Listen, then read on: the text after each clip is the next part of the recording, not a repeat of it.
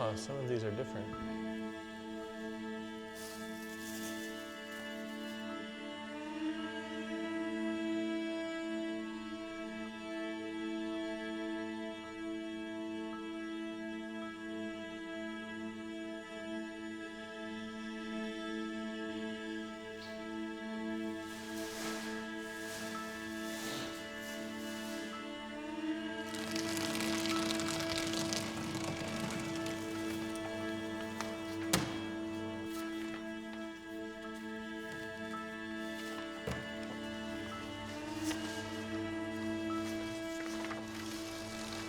In this case, you see a breakdown of the CIA budgeting, and in this case, about cryptologic programs.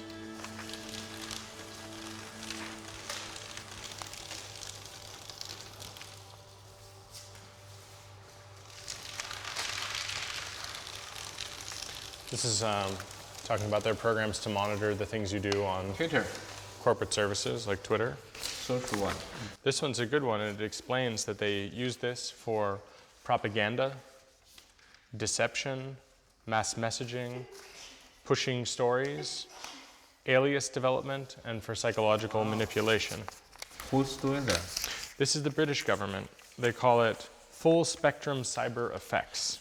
So It's from the head of JTRIG and from SD effects lead. so it's programmed for whom to use? It's to use on you and to use on me. Yeah, but who's going to use it? These people use it to Agencies. disrupt us. Agencies. Yeah. So you know when you were attacked on Nice Twitter? one, because in China they have this. So I thought only Chinese have this, but No. let me keep that one, that page. This page? That's interesting. Because we always think, we call it a 50 cents party. army. Yeah. So Here's one where the journalists involved either didn't understand the technology or they did and they decided to help censor.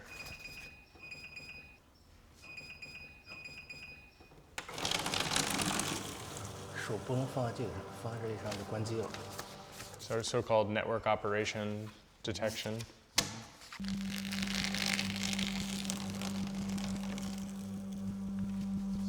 The NSA can target financial or commercial organizations that are unnamed. They can just do whatever they want to those organizations. Does that remind you of anything?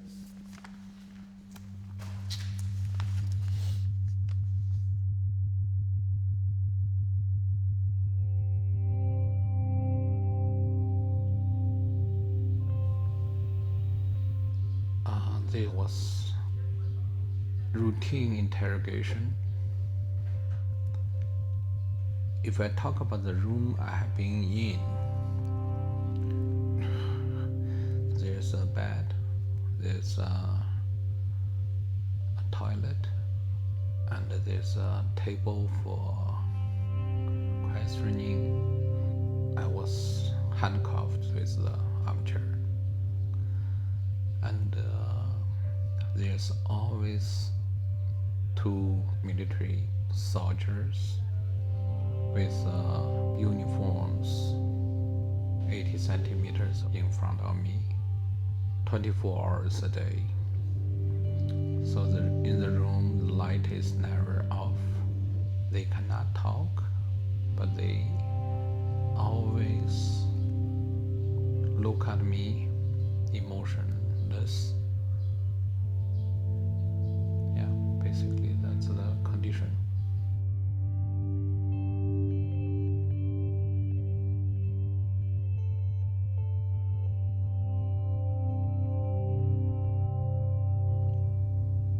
Get off the airplane, and at the customs desk they flagged me and took me down an escalator and then past a mirrored kind of observation post. At one point the mirror door opened and someone said, "So that's what a terrorist looks like these days?"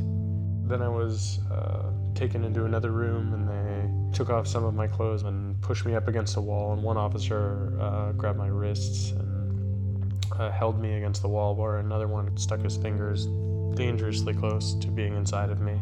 And then they put me in an interrogation room. And they took turns asking me lots of questions about WikiLeaks and about Julian. And at this point, they're still holding me while ripping apart my shoes with a screwdriver so they could see if I had hidden anything.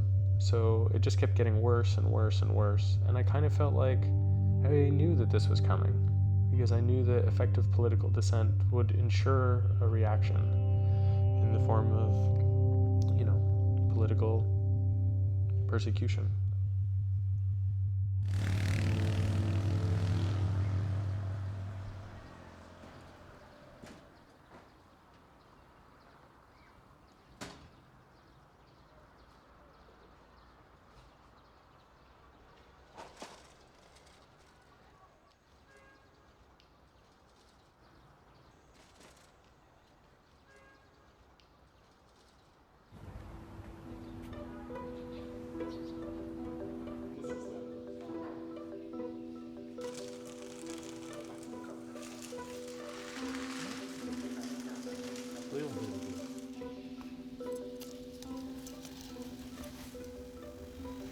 It's better panda we saw this.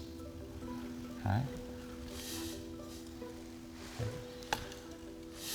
It's better than panda. You still got, oh God, look. It's a panda suit. Can't believe the one panda would take so much stuff in there. Oh, look. That's from one panda. Shit. It's just not clear to me what the pandas think. How do the pandas feel that they're being used for information trafficking? When I started filming with you, this is just not where I meant to ever be.